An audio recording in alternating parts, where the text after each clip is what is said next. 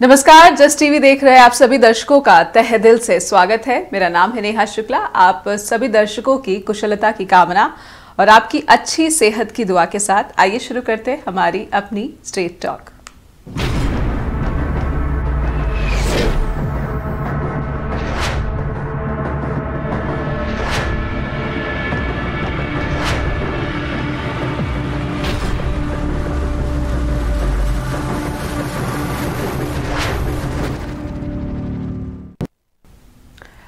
भारत के प्रधानमंत्री नरेंद्र मोदी पर बीबीसी ने एक डॉक्यूमेंट्री बनाई है जिसका नाम है India the Modi question. 2 episode की इस डॉक्यूमेंट्री का पहला हिस्सा 17 जनवरी को ब्रिटेन में प्रसारित किया जा चुका है। अगला हिस्सा यानी कि अगला जो एपिसोड है, दूसरा भाग 24 जनवरी को प्रसारित किया जाएगा। पहले एपिसोड में प्रधानमंत्री नरेंद्र मोदी के शुरुआती राजनीतिक करियर को दिखाया गया है, जिसमें वे बीजेपी में आगे बढ़ते हुए गुजरात के मुख्यमंत्री पद तक पहुंचते हैं।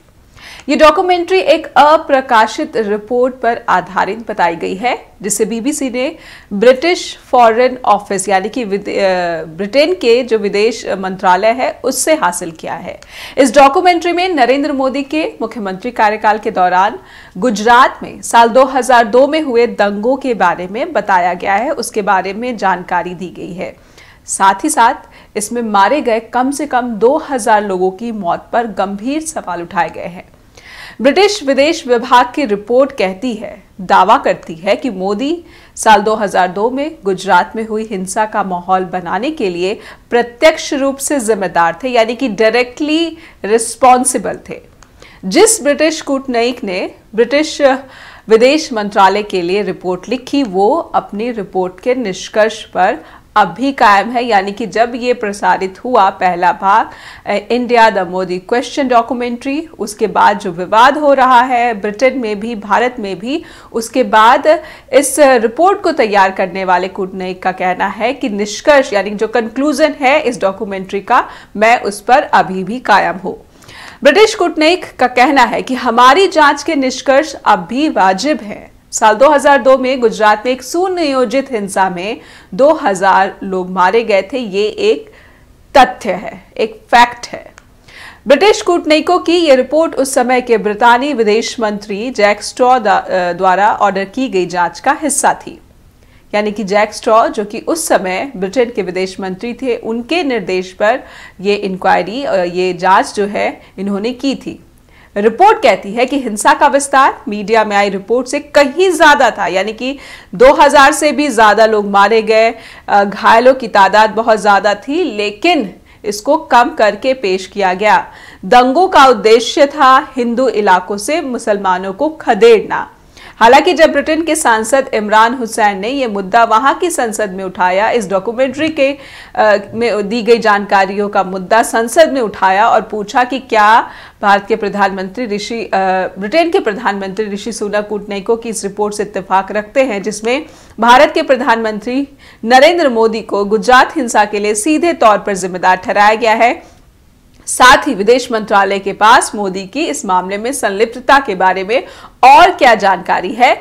तो इस प्रश्न के उत्तर में ब्रिटेन के प्रधानमंत्री ऋषि सुनक ने कहा कि सांसद द्वारा किए गए चरित्रीकरण से वो सहमत नहीं है, यानी कि सांसद ने जो प्रधानमंत्री नरेंद्र मोदी के बारे में संसद में बात कही, उस पर सुनक ने कहा कि वो सांसद द्वारा किए गए मोदी के चरित्रीकरण से सहमत नहीं है। सुनक ने कहा कि ब्रिटेन की सरकार इस बारे में स्थिति लंबे समय से साफ कर चुकी है और ये अभी भी बदली नहीं है। बेशक हम दुनिया में जहां भी दमन होता है उसे सहन नहीं करते, लेकिन मैं सम्मानीय सांसद द्वारा किए गए भारतीय पीएम मोदी के चरित्रीकरण से बिल्कुल सहमत नहीं हूं। इस बीच बीबीसी की डॉक्यूमेंट्री को लेकर भारत में भी तीखी प्रतिक्रिया देखने को मिल रही है। विदेश मंत्रालय ने प्रतिक्रिया में कहा है, अरिंदम बागची जो कि विदेश मंत्रालय के प्रवक्ता हैं, उन्होंने कहा है कि हमारी राय में ये एक प्रोपेगेंडा पीस है। इसका मकसद एक तरह के नैरेटिव को पेश करना है जिसे लोग पहले ही नकार चुके हैं। इस फिल्म या डॉक्यूमेंट्री को बनाने वाली एजेंसी और व्यक्ति इसी नैरेटिव को दोबारा चलाना चाह रहे हैं। तो भारत की तरफ से क्या तीखी प्रतिक्रिया देखने को मिली है, क्या प्रतिक्रिया इस पर आई है कि क्या ये प्रोपेगेंडा पीस है, अरिंदम बागची ने और क्या बातें कही, स्ट्रेट टॉक में हम चाहते हैं कि वो एक बार जरूर देखी जाए। Let me just make it very clear. We think this is a propaganda piece designed to push a particular discredited narrative. The bias, a lack of objectivity, and frankly a continuing colonial mindset is blatantly visible. If anything, this film or documentary is a reflection on the agency and individuals that are peddling this narrative again. It makes us wonder whether about the purpose of this exercise and the agenda behind it, and frankly we do not wish to dignify such efforts. तो अरिंदम बागची विदेश मंत्रालय के प्रवक्ता, उनका कहना था कि BBC की डॉक्यूमेंट्री बनाने की मंशा पर भी प्रश्न यहाँ पर खड़ा होता है। उन्होंने कहा कि हम इसके मकसद और इसके पीछे के एजेंडे पर सोचने को मजबूर है। भारत का सुप्रीम कोर्ट पहले ही प्रधानमंत्री नरेंद्र मोदी को गुजरात की हिंसा में किसी भी तरह की संलिप्तता से बरी कर चुका है। पीएम मोदी भी हमेशा हिंसा के लिए जिम्मेदार होने के आरोपों का खंडन करते रहे हैं। आज अपनी स्टेट टॉक में चलिए ये समझने की कोशिश करते हैं कि क्या बीबीसी की पीएम मोदी पर डॉक्यूमेंट्री प्रोपेगेंडा है? क्या जानबूझकर इसी समय को डॉक्यूमेंट्री प्रसारित करने के लिए चुना गया, जब भारत और ब्रिटेन में एक फ्री ट्रेड एग्रीमेंट की बातचीत चल रही है और संजीदगी तरीके से इस पर काम हो रहा है, और साथ ही साथ भारत G20 की अध्यक्षता कर रहा है और विश्व पटल पर एक वैश्विक लीडर के तौर पर इसकी भूमिका मजबूत हो रही है। हमारे साथ जो विशेष पैनल जुड़ा हुआ है, आइए पहले उनका स्वागत करते हैं, उनसे आपका परिचय करा देते हैं। हमारे साथ बने हुए विदेशी मामलों के जानकार अमुजेश सिंह, जो कि मलेशिया से जुड़े हुए हैं, और प्रोफेसर ब्रह्मदीप अलूने हैं, जो कि विदेशी मामलों के जानकार हैं। तो प्रोफेसर हमारे साथ जुड़े हुए हैं ब्रह्मदीप अलूने, उनका स्वागत करते हैं। प्रोफेसर बहुत बहुत स्वागत है आपका स्ट्रेट टॉक में, और लगता है कि अमुजेश जी थोड़ी देर में हमसे जुड़ेंगे। दर्शकों से भी मैं चर्चा शुरू करूं इससे पहले मैं दर्शकों से भी अनुरोध करना चाहती हूं कि बीबीसी की इस documentary India the Modi question के बारे में आपकी क्या राय है, क्योंकि भारत में इसका प्रसारण नहीं है, भारत में इसे देखने पर मनाही है और सिर्फ ब्रिटेन में ही इसे देखा जा सकता है। तो अगर आप हमारे दर्शक इस डॉक्यूमेंट्री पर कोई बात, कोई सवाल या फिर कोई सजेशन आपके पास है वो रखना चाहते हैं, तो आपका बहुत बहुत स्वागत है। आपके टीवी स्क्रीन पर जो नंबर फ्लैश किए जा रहे हैं, कृपया उन पर संपर्क करें और अपनी बात यहाँ पर शो के दौरान जरूर रखें। प्रोफेसर, जब बीबीसी की डॉक्यूमेंट्री पर ये विवाद देखने को मिल रहा है, इसमें कई सारी बातें ऐसी भी कही गई हैं कि डायरेक्टली इन्वॉल्वमेंट है प्रधानमंत्री नरेंद्र मोदी की 2002 के गुजरात दंगों में, जब वो वहाँ के मुख्यमंत्री थे। और हालांकि जो जांच, जो रिपोर्ट विदेश मंत्री, तत्कालीन ब्रिटेन के जो विदेश मंत्री थे जैक स्ट्रॉ, उनके आदेश पर बीबीसी ने तैयार की थी, उसे आधार बताया गया है इस डॉक्यूमेंट्री का। और जो रिसर्च किया गया इस डॉक्यूमेंट्री को बनाने के लिए, उसके बारे में अभी भी बीबीसी कायम है अपनी बात पर। तो आपकी पहली प्रतिक्रिया मैं जानना चाहूंगी, उसके बाद इससे जुड़े जो तमाम सवाल हैं उन्हें भी समझने की कोशिश करेंगे। प्रोफेसर जी, मैं बीबीसी को तकरीबन 3 दशक से सुन रहा हूं जी, और इन 3 दशकों में कभी भी मैंने कोई ऐसी रिपोर्ट नहीं सुनी जिसमें यह बताया गया हो कि भारत का विभाजन का जो जिम्मेदार था वो ब्रिटेन था जी। मतलब चूंकि भारत में जो हिंदू मुस्लिम क्लेश होता है उसको उसकी जो शुरुआत हुई थी वो ब्रिटिश साम्राज्य के कारणों के कारण हुई थी भारत में। तो कभी भी ब्रिटिश हितों के विरुद्ध बीबीसी की कोई भी रिपोर्ट सुनने को नहीं मिली। दूसरी बात यह भी है कि भारत का जो संविधान है वो शक्ति पृथक्करण के सिद्धांत के आधार पर चलता है, जिसमें कार्यपालिका अलग काम करती है, न्यायपालिका अलग काम करती है और व्यवस्थापिका अलग काम करती है। और जो भारतीय हैं वो उस पर विश्वास भी करते हैं। भारत का जो सर्वोच्च न्यायालय है, जो एक संवैधानिक निकाय है लेकिन स्वतंत्र आधार पर काम करता है, किसी सरकार से वो कभी प्रभावित नहीं होता। यदि सर्वोच्च न्यायालय गुजरात दंगों को लेकर तत्कालीन मुख्यमंत्री नरेंद्र मोदी को क्लीन चिट देता है तो निसंदेह हमारा जो विश्वास है वो हमारे सर्वोच्च न्यायालय पे होगा, न कि जो बीबीसी पर होगा। पहली बात। दूसरी बात नेहा जी, देखिए जो जैक स्ट्रॉ थे, जो विदेश मंत्री थे, वो लेबर पार्टी के नेता थे जी, जो 2002 से लगातार कैबिनेट में सचिव रहे, अच्छे गृह सचिव रहे, बहुत अच्छे पदों पर रहे, वो विदेश मंत्री भी रहे। वो लेबर पार्टी के थे और इस समय ऋषि सुनक जो है वो कंजर्वेटिव पार्टी के हैं। 2025 में चुनाव होने वाले हैं और जो समाज है, ब्रिटिश समाज बहुत ही विविध समाज है, जहां पर भारतीय मूल के भी रहते हैं, पाकिस्तानी लोग की भी बहुतायत है। और हमने देखा कि इस बार कंजर्वेटिव पार्टी को ऋषि सुनक के कारण भारतीयों का अपार समर्थन प्राप्त है जी। अभी बहुत ही आश्चर्यजनक चीज है कि इस समय 20 साल तक ये रिपोर्ट रुकने के बाद ऋषि सुनक के दौर में ये रिपोर्ट सामने कैसे आ गई, ये भी एक सोचने वाली बात है। या इसके पीछे कोई राजनीतिक कारण भी हो सकते हैं ब्रिटेन के। लेकिन सबसे महत्वपूर्ण मुद्दा यह है कि यह लेबर पार्टी के दौर में तैयार की गई रिपोर्ट है। उस नेता के द्वारा, जैक स्ट्रॉ, जो अपने कार्यों से बहुत ही विवादित रहे थे। वो ब्रिटेन में रहने वाली मुस्लिम महिलाएं ज्यादा बुर्का क्यों पहनती है, इस पर बात कर चुके हैं। तो उनका कार्यकाल बहुत ही विवादित रहा है। और दूसरी बात यहाँ पर नेहा जी एक बात और मैं कहूंगा कि किसी स्टेट के जो मुखिया होते हैं उनको आमतौर पर उस स्टेट में जो कुछ भी होता है उसके लिए जिम्मेदार ठहरा दिया जाता है जी। उस दौर में चूंकि नरेंद्र मोदी गुजरात के मुख्यमंत्री थे, तो पहले आधार पर जो देखने का उनका नजरिया है वो रहा होगा।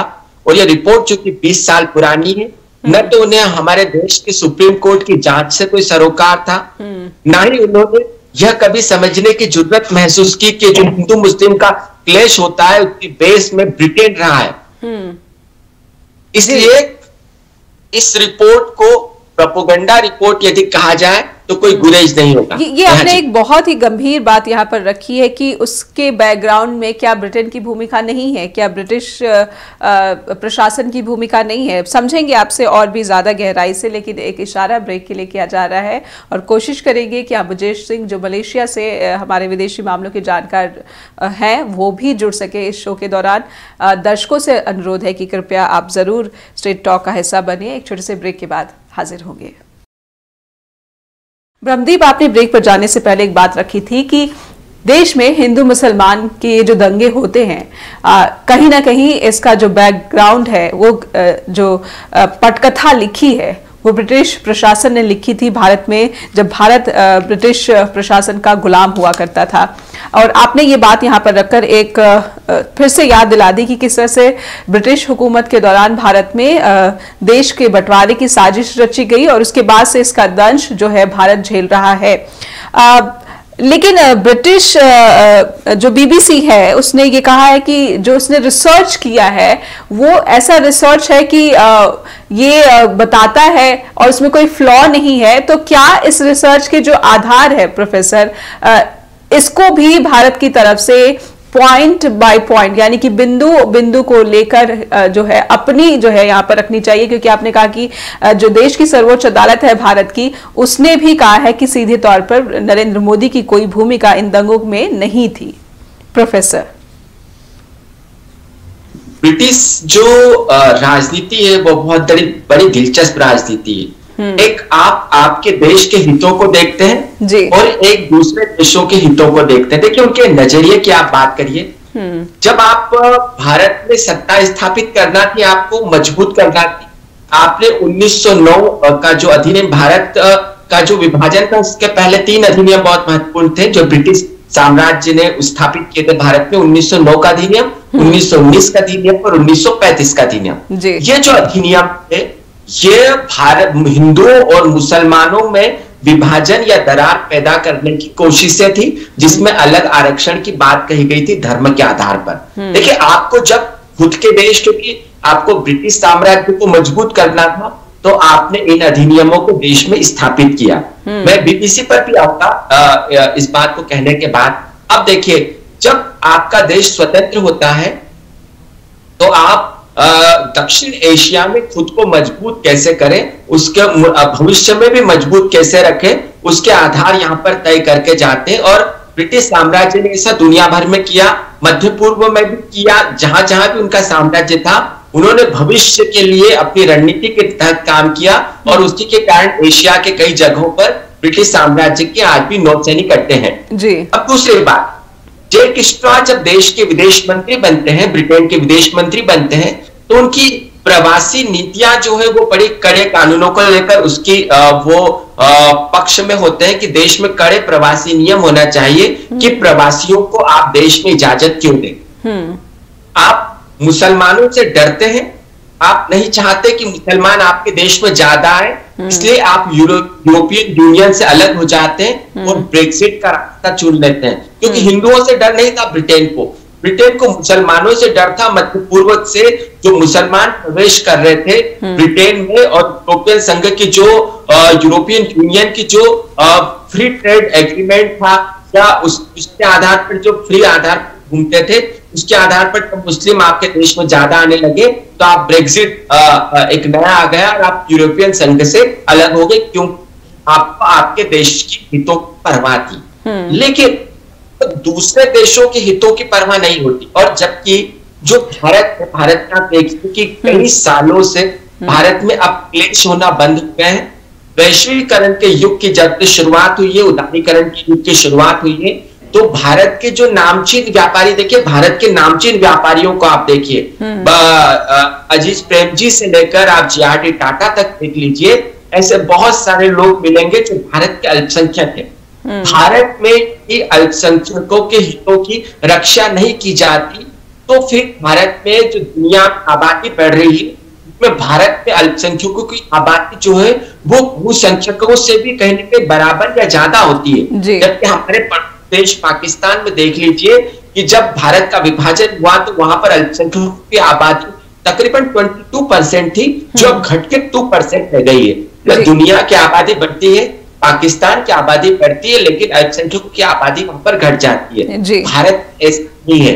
तो जो बीबीसी, मैंने आपसे एक बात बताई थी नेहा जी कि मैं तकरीबन 3 दशक से सुन रहा हूं बीबीसी को। बीबीसी जो है वो उसका नजरिया स्वतंत्र होने की बात यदि कहता है तो वो ब्रिटिश हितों के विरुद्ध कभी अपनी बातों का प्रस्तुतिकरण क्यों नहीं करता। यदि वो ब्रिटिश हितों के विरुद्ध जाने का साहस नहीं करता है, इसका मतलब स्पष्ट है कि उसकी रिपोर्ट में पारदर्शिता हो, यह बिल्कुल भी जरूरी नहीं है। और इसीलिए दुनिया को देखने का नजरिया ब्रिटेन का अलग होता है, खुद के देश को देखने का नजरिया अलग होता है। और अभी हिंदू मुस्लिम जो क्लेश ब्रिटेन में हुआ था, उसको लेकर स्वतंत्र रिपोर्ट जो है वो बीबीसी में सुनाई नहीं थी। ऐसे बहुत सारे मुद्दे जो बीबीसी कर सकता है, क्योंकि सामाजिक न्याय की जो दुनिया में समस्या उत्पन्न हुई है वो कहीं ना कहीं ब्रिटिश साम्राज्य के दौर में जो आर्थिक तौर पर दुनिया को लूटा गया, जो विकसित राष्ट्र बन सकते उनको पिछड़ा राष्ट्र के करीब धकेल दिया गया, उसका जिम्मेदार ब्रिटेन। और देखिए एक बात और मैं कहूंगा, मनमोहन सिंह जो पूर्व प्रधानमंत्री थे, उन्होंने एक बात बहुत दिलचस्प कही थी कि जब भारतीय साम्राज्य भारत में आया था तब जो भारत की इकोनॉमी थी वो इतनी बड़ी इकोनॉमी थी कि वो पूरे यूरोप से ज्यादा थी, लेकिन जब ब्रिटिश साम्राज्य गया तो भारत की जो इकोनॉमी है वो पद से बदतर होकर के गई। नेहा जी, जी आपने बहुत बड़ी बात कही कि जब ब्रिटिश हुकूमत यहाँ पर आई थी तब देश की आर्थिक व्यवस्था क्या थी, और जब वो यहाँ से गए तब इन्होंने गरीबी की जो सारी सीमाएं थी वो भारत के पास छोड़कर वो यहाँ से प्रस्थान होने पर मजबूर हुए थे। लेकिन प्रोफेसर, बीबीसी की जो जिस निष्पक्षता पर आपने कहा कि 3 दशकों से मैं इसको देख रहा हूं, और कंप्लीटली यानी 100% नहीं कहा जा सकता कि जो बीबीसी की कवरेज होती है या फिर इनका जो प्रसारण कंटेंट होता है वो कहीं से निष्पक्ष नजर आता है, और बीबीसी अपने स्वदेश हितों को प्राथमिकता देता है। तो स्वदेश हितों को प्राथमिकता तो भारत में भी देखा जा सकता है। भारत में भी जो यहाँ पर मीडिया है, हालांकि यहाँ पर बीबीसी की तरह कोई मजबूत मीडिया संस्थान तो मैं नहीं कहूंगी कि यहाँ पे देखने को मिलता है, लेकिन बहुत सारे जो मीडिया संस्थान है उनकी निष्पक्षता पर भी सवाल खड़े होते रहे हैं। और जो गुजरात दंगों की बात करते हैं तो कहीं ना कहीं जो प्रभावित हैं उनके मन में न्याय की जो बातें हैं, अभी भी वो न्याय की आस तलाशते हैं कि कोई उनकी सुनवाई करेगा, चाहे जकिया जाफरी हो या फिर बिल्किस बानो हो। ये तमाम गुजरात दंगों के वो चेहरे हैं जो लगता है कि वो बार बार ये दावे करते हैं कि उन्हें इंसाफ नहीं मिला, चाहे वो सुप्रीम कोर्ट ही क्यों ना चले गए हों। समझेंगे आपसे, और बीबीसी की जो भूमिका है उसको भी और गहराई से समझेंगे। दर्शकों से अनुरोध है कि कृपया स्टेट टॉक का हिस्सा बनिए। हमारे शो में आपका स्वागत है, और ब्रेक के बाद आपसे मिलते हैं। सर, बीबीसी ने अपनी सफाई भी पेश की है इस डॉक्यूमेंट्री को लेकर। जब विवाद शुरू हुआ और भारत की तरफ से तीखी प्रतिक्रियाएं आई, ब्रिटेन में भी जो भारतीय मूल के नागरिक हैं, ब्रिटिश नागरिक हैं, उनकी तरफ से जब कड़ी आलोचना की गई कि क्यों भारत को एक ऐसे देश के रूप में रेखांकित करने की कोशिश की जा रही है जिसमें जो अल्पसंख्यक हैं उनकी सुरक्षा जो है वो हाशिए पर है और वो डर के माहौल में जीने पर मजबूर है, क्योंकि ना तो उन्हें इंसाफ मिलता है, ना ही उनकी कोई सुनवाई की जाती, ना ही उनकी समस्याओं पर कोई ध्यान दिया जाता है। ऐसे में बीबीसी की जो सफाई आई है उसमें यह भी कहा गया है कि ये जो डॉक्यूमेंट्री है वो सिर्फ और सिर्फ ब्रिटेन में दिखाने के लिए है, भारत में इसका प्रदर्शन नहीं हो सकता, यहां पर नहीं दिखाई जाएगी।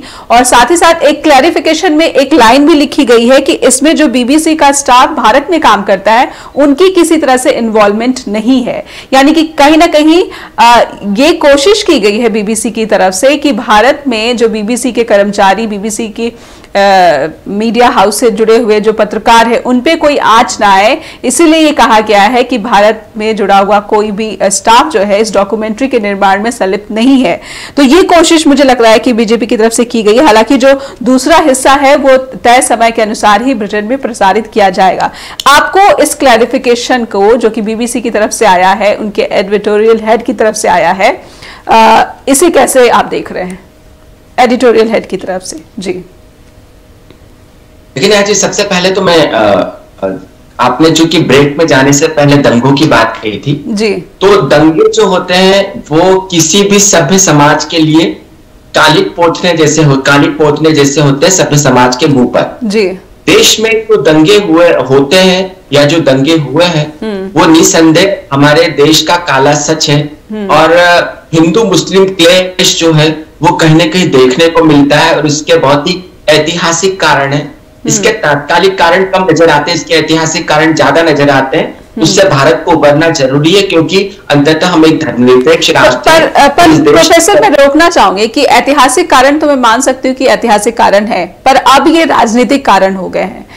ये हमें कहना पड़ेगा कि भारत में फिलहाल जो चीजें चल रही हैं, यहाँ पर फिलहाल जो स्थितियां बनी हुई हैं वो कहीं ना कहीं राजनीतिक वजहें ज्यादा लगती हैं। जी अब आप बात अपनी पूरी करें। देखिए जी, किसी भी लोकतांत्रिक राष्ट्र में जो राजनीतिक दल होते हैं अंततः सबका जो लक्ष्य होता है वो सत्ता प्राप्ति का साधन होता है, इसको स्वीकार करना चाहिए। और सत्ता किस तरीके से प्राप्त होती है ये कोई भी राजनीतिक दल सोचता है तो राजनीतिक दल जो है वो लोकप्रियता को आधार बनाकर अपनी नीतियों को तय कर सकता है। लेकिन वहीं पर यदि आप न्याय की बात करें तो न्यायपालिका के लिए न्याय निष्पक्ष होना चाहिए। न्यायपालिका यह तो ध्यान रखती है, लेकिन न्यायपालिका का जो न्याय है वो लोकप्रिय हो यह बिल्कुल जरूरी नहीं है।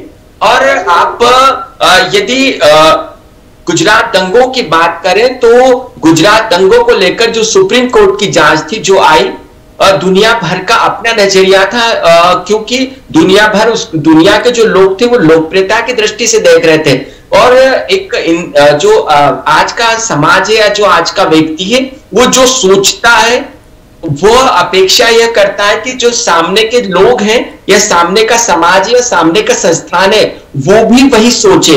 ऐसा न्यायपालिका के बारे में बिल्कुल जरूरी नहीं है। दूसरी बात जी कि जो बीबीसी है, बीबीसी का रिपोर्ट प्रस्तुत करना, बीबीसी का क्लैरिफिकेशन, देखिए बहुत दिलचस्प चीजें इसके बीच नजर आती है। जो यूरोपियन देश है वो चाहते हैं कि जो दक्षिण एशिया में भारत को वो दबा के रखें। वो भारत की आवश्यकता को तो समझते हैं लेकिन भारत को दबा कर भी रखना चाहते हैं।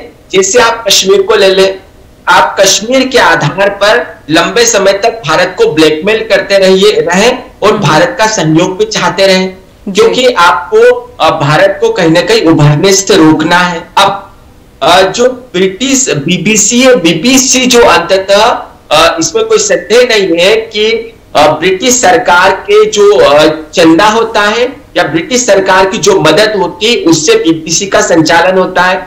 बीबीसी रिपोर्ट को जाहिर भी कर देती है। 20 साल के बाद रिपोर्ट कैसे सामने आ जाती इसके बारे में कोई कहने वाला नहीं है कि रिपोर्ट कैसे सामने आ गई। लेकिन चूंकि भारत से प्री एग्रीमेंट करना है, चूंकि ऋषि सुनक की आवश्यकता है, चूंकि ब्रेग्जिट के बाद भारत जो है वो ब्रिटिश आशाओं का केंद्र है, ब्रिटिश अर्थव्यवस्था का केंद्र है, इसलिए एक भारत पर दबाव भी बनाना है दूसरी तरफ भारत से व्यापारिक रिश्ते भी कायम करना है, इसलिए आप तरफ रिपोर्ट को जाहिर भी कर देते हैं और दूसरी तरफ रिपोर्ट पर क्लेरिफिकेशन भी दे देते हैं। यही ब्रिटिश साम्राज्य जो चेक एंड बैलेंस, नियंत्रण और संतुलन की नीति पर कई वर्षों से चल रहा है और इस दौर में भी उसकी यही नीति बदस्तूर जारी है। नेहा जी, एक कॉलर जुड़ चुके हैं, देखते हैं कि वो क्या यहाँ पर बात रखना चाहते हैं। जी बहुत बहुत स्वागत है आपका स्ट्रेट टॉक में। नेहा जी नमस्कार, मैं भास्कर बोल रहा हूँ जी कैलिफोर्निया से। जी नमस्कार जी। मुझे इसमें थोड़े से अपने कुछ पॉइंट्स रखने हैं कि अब ये जो आज बीबीसी ने कहा है, ये कोई एक टाइम पर ये जरूर था कि एक टाइम पर इसकी बहुत मान्यता थी कि वो बीबीसी की रिपोर्ट है तो वो सही है, तो लोग भी बड़ा मानते थे। अपने चैनल को इतना, रेडियो स्टेशन को नहीं मानते थे लोग। जब ये कोई वार भी थी, चाहे चाइना की थी चाहे पाकिस्तान की, तो लोग इनको ज्यादा इम्पोर्टेंस देते कि बीबीसी की ये रिपोर्ट है, तो तब उसका ये रेपुटेशन थी। लेकिन अभी कोई 3-4 साल पहले ही, खैर बाद में तो देखते कि हमें पता, लेकिन हमको ज्यादा दिलचस्पी ली नहीं हमने। तो मैं अब मेरी डॉक्टर की अपॉइंटमेंट थी, मैं यहाँ लॉस एंजलिस से ब्रिया की तरफ जा रहा था, तो 1 बजे का टाइम था, वहाँ 1 बजे इनकी बीबीसी की न्यूज आती, तो वो मैं अपने कार में सुनता हुआ जा रहा था। तो तब वो ये जो शोपियां, कश्मीर में शोपियां, वो कश्मीर में बड़ा ये अलगाववादी का ना बड़ा चल रहा था, तब कर्फ्यू लगा हुआ था कुछ दिनों से वहां पर, शोपियां में था, ये उसमें था। तो लेकिन ये अपने रिपोर्ट में आप बिलीव नहीं करेंगे कि मैं हालांकि मैं भी ये सुनता रहता हूँ, तभी मैं कंपेयर कर पाया। क्यों कह रहे थे कि हमारे बीबीसी की एक लेडी का नाम बता रहे थे कि ये वहां गई है, इसने ये रिपोर्ट किया है कि एक 12 साल के कश्मीरी बच्चे को आर्मी ने उठा लिया, ये है वो है, मतलब मैंने कहा वहां तो वो लगा हुआ है, कर्फ्यू लगा हुआ है, तो और इसको ये गई कैसे, उठाया कि नहीं उठाया, बाकी ये वहां कैसे पहुंच गई और रिपोर्टिंग कैसे कर रही। तो तब लगा कि ऐसे कोई बहुत, अगर ना पता हो तो आप बिलीव कर लेंगे, या आप बिलीव करना चाहते हो कि बीबीसी मैंने बिलीव करना, तो दैट इज डिफरेंट थिंग जी। चलिए खैर दूसरी चीज है। और अब ये जो एक ये जो अभी कर रहे हैं, वहां भी देखिए 2 पार्टियां हैं ना, यूके में भी जी। अब क्योंकि भारत का उसके साथ फ्री ट्रेड एग्रीमेंट होने वाला है, इनके रिलेशन अच्छे होने वाले हैं, इससे दोनों कंट्रीज को फायदा होगा। लेकिन कुछ वहां के भी इंटरेस्ट ऐसे हैं कि जो नहीं चाहते, अब वो उनको कुछ ना कुछ तो वो चाहिए, तो उन्होंने ये चीज को उछाल दिया जी। हालांकि ऋषि सुनक ने कहा कि हम उसके साथ सहमत नहीं है, लेकिन वहां भी इस तरह के कहीं रिलेशन अच्छे ना हो जाए, और इससे ज्यादा फायदा तो ब्रिटिश को ही होना है, हमें थोड़ी होना, हम थोड़ी कहा गया हमारे साथ ये करो, तो वो कर रहे हैं। लेकिन वहां के भी कुछ ऐसे इंटरेस्टेड हैं, वो अपने उसमें इंटरेस्टेड है पॉलिटिक्स में, और यहाँ वाले अपनी पॉलिटिक्स में इंटरेस्टेड है, क्योंकि ये मोदी का है और वो गुजरात का है। हालांकि सब सुप्रीम कोर्ट ने कर दिया, हाई कोर्ट ने कर दिया, जहां से वो सबने कह दिया, और फिर भी ये हट नहीं रहे। रीजन क्या है भाई, मतलब कि आप ये देखिए कि कहीं ना कहीं आपका पर्सनल इंटरेस्ट है, तभी तो आप नहीं हट रहे। वो एक शांति भूषण नाम का कोई वकील है, इसी तरह के ये जो टुकड़े गैंग था ना, ये टूल किट वाले की ये जो मेंबर्स अगर आप देखेंगे ना, तो ये सब वही के वही है, इन्होंने टूल के उसके हिसाब किया। और उसी का सुबह कोई कह रहा था कि उसका ट्वीट आया कि ऐसे बीबीसी ने एक वो डॉक्यूमेंट्री रिलीज की है और जल्दी से इसको देख लो नहीं तो हट जाएगा। उसने अपने टूल किट मेंबर्स को उसने अपने वो ग्रुप में सारा भेजा कि जल्दी से देखो जल्दी से देखो। तो ये एक किस्म का एक बड़ा प्लान वे में चला है ये। तो ये ऐसा नहीं कि ये कोई डिपेंडेबल है या कुछ है, ये तो इंडियन जुडिशरी बड़ी रिस्पेक्टेबल है और हम मानना भी चाहिए। अगर आप नहीं मान रहे something is wrong with you, not with the judiciary और समथिंग एल्स। तो वो एक दूसरी चीज है। और फिर एक चीज देखिए, एक और बड़ी चीज है कि अब ये जो उछाल तो दिया इन्होंने, अब इनको बहुत ब्रिटिशर्स को बहुत महंगा पड़ेगा, क्योंकि देखिए उछालनी बात तो आसान है। जब ये हुआ था, जब 1942 वाली से जब ये सेकेंड वर्ल्ड वॉर हुई थी ना, तो चर्चिल था, विंस्टन चर्चिल था प्राइम मिनिस्टर। उसके टाइम में जो इंडिया को जो ग्रेन मिलना था, उसने पब्लिक में यहाँ आने की बजाय उसने आर्मी को भी, और यहाँ तकरीबन मैं कहीं पढ़ रहा था कि 40 लाख लोगों की यहाँ मौत हुई।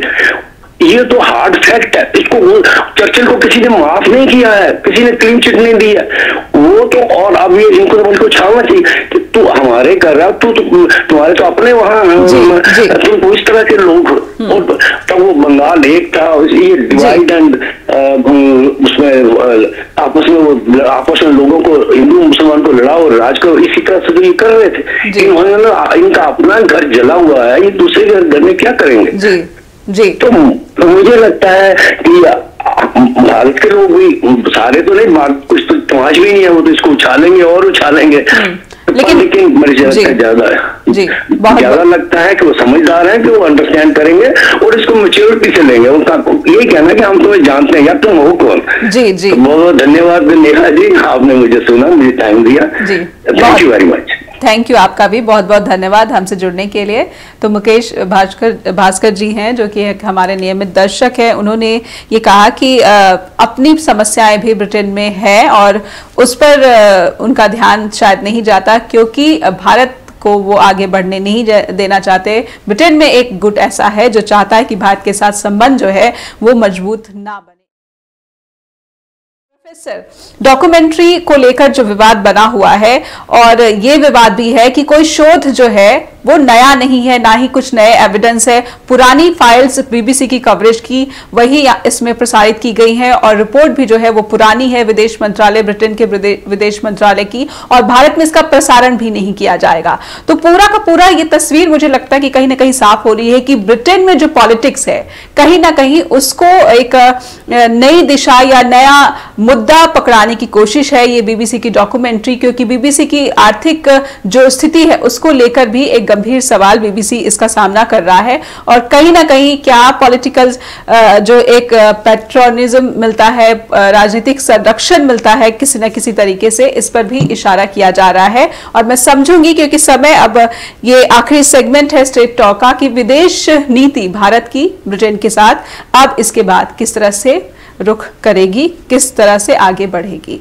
प्रोफेसर, सवाल ज्यादा है तो मैं चाहती हूँ शुरू करिए बीबीसी की डॉक्यूमेंट्री। सबसे पहले तो बीबीसी ने थोड़ी सी इसमें करेक्शन करना चाहिए कि जो मोदी कनेक्शन है उसके बजाय उसको ब्रिटिश कनेक्शन कर देना चाहिए, तो बाकी तो सब सही हो जाएगा, फिर रिपोर्ट में कोई दिक्कत नहीं होगी।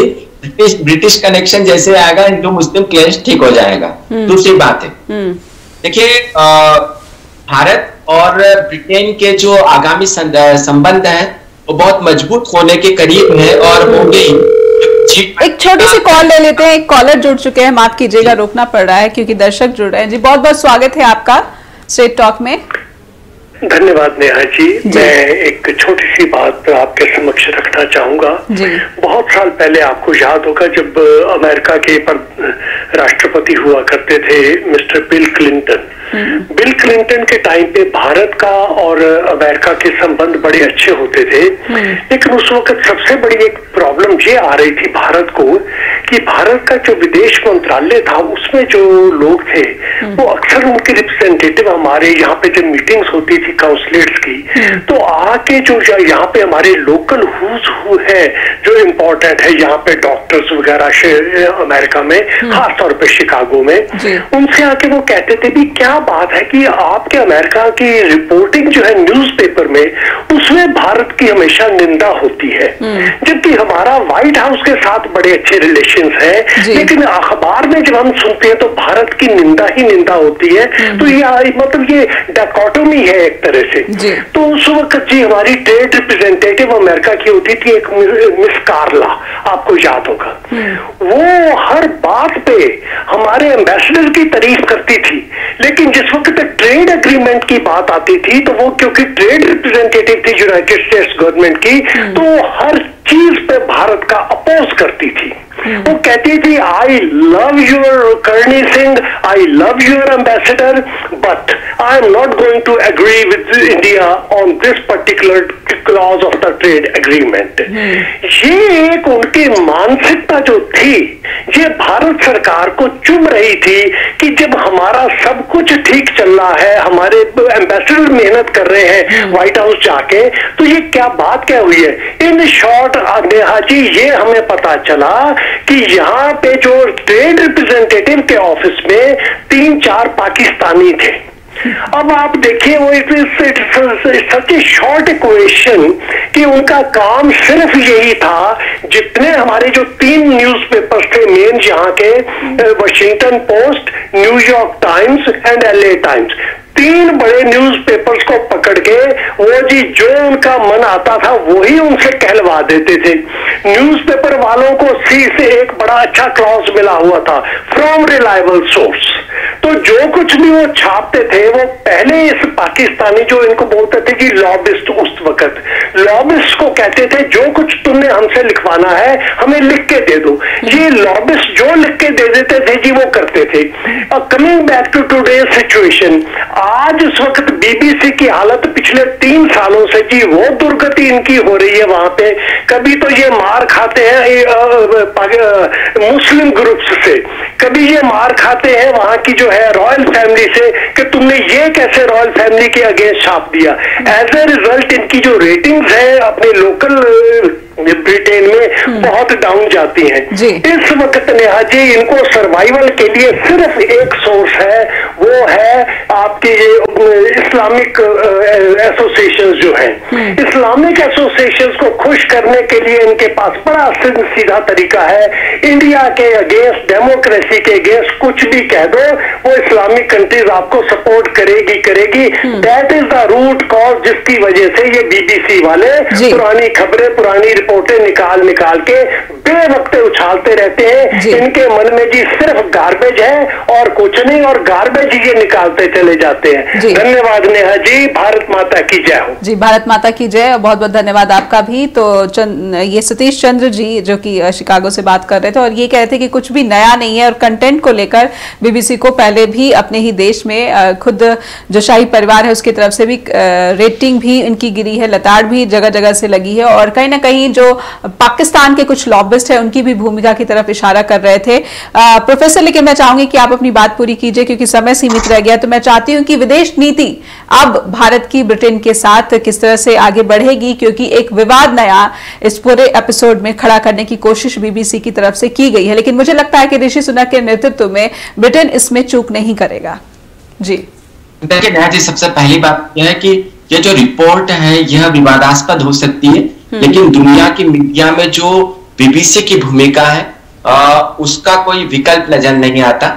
ऐसा नहीं है कि हर मामले में बीबीसी जो है वो गलत रिपोर्ट प्रकाशित करता है, उसको राष्ट्रीय हितों की बात तो होती है, लेकिन दुनिया मध्य पूर्व से लेकर जो दुनिया भर को देखती है तो बीबीसी के जो संवाददाता है बहुत अच्छा काम करते हैं। दूसरी बात यह है कि इस जो बीबीसी की भारत को लेकर रिपोर्ट, जहां तक गुजरात को लेकर बात है या मोदी, प्रधानमंत्री मोदी को लेकर बात है, तो वहां पर बीबीसी ने अपना जो नजरिया रखा है वो ब्रिटिश हितों को ध्यान में रखते हुए अपना नजरिया रखा है और वहीं पर ऋषि सुनक ने भारतीय प्रधानमंत्री के पक्ष में बोलकर उन ब्रिटिश हितों को पुख्ता कर दिया है कि जो वहां की कंजर्वेटिव पार्टी है वो भारत से संबंधों को मजबूत चाहती है और इन संबंधों को मजबूत मतलब जो बीबीसी ने उसे एक अवसर दिया और क्लैरिफिकेशन के तौर पर ऋषि सुनक ने अपने आप को मजबूत कर लिया। तो कुल मिलाकर बीबीसी कंजर्वेटिव पार्टी और लेबर पार्टी का मिलजुल कर ये एक ऐसी योजना है, चेक एंड बैलेंस की योजना है कि उन्होंने भारत पर दबाव बनाते हुए प्रधानमंत्री मोदी से बेहतर संबंधों को ढूंढ लिया है और यह जो है ये अंततः जो भारत से वैदेशिक संबंध मजबूत होंगे, भारत से फ्री एग्रीमेंट निश्चित तौर पर हो जाएगा और ब्रिटिश सरकार जो है अपनी इस योजना में सफल होती हुई दिख रही है। नेहा जी जी बिल्कुल, आपने कहा कि ब्रिटिश सरकार भारत के साथ जो संबंध मजबूत होंगे, कहीं ना कहीं अर्थव्यवस्था जो वहां की बदहाली का सामना कर रही है और भारत क्योंकि दुनिया में सबसे तेजी से आगे बढ़ती अर्थव्यवस्था है तो ब्रिटेन को भारत के साथ मजबूत संबंधों का फायदा ज्यादा होगा। लेकिन एक क्लॉज जो मुझे लगता है कि क्या जो प्रवासी भारतीयों को लेकर, उनकी संख्या को लेकर जो दोनों देशों के बीच में बातचीत हो रही है, इसमें भारत की किसी तरह से जीत होती है, क्योंकि बड़े पैमाने पर प्रवासी भारतीयों को लेकर भी ब्रिटेन के भीतर भी खुद जो सुएला ब्रेवरमैन है वहां की गृह मंत्री, उन्होंने भी बार बार चिंता जताई है। तो देखेंगे कि फ्री ट्रेड एग्रीमेंट जो है दोनों देशों के बीच किन क्लॉज पर, किन बिंदुओं पर जो है ये सहमति बन पाती है। बहुत बहुत धन्यवाद करना चाहूंगी प्रोफेसर ब्रह्मदीप अल्लू ने आपका, और साथ ही साथ में अपने दर्शकों का भी बहुत बहुत धन्यवाद करना चाहती हूं कि आपके प्यार और समर्थन से लगातार निष्पक्ष पत्रकारिता को प्रोत्साहन मिल रहा है। और आप कृपया अपना जो फीडबैक है वो neha@justbroadcasting.com पर ईमेल भेजकर देना ना भूलें, क्योंकि आपके फीडबैक का हमें इंतजार रहता है। फिर होगी आपसे मुलाकात। अपना ख्याल रखिए, दीजिए इजाजत।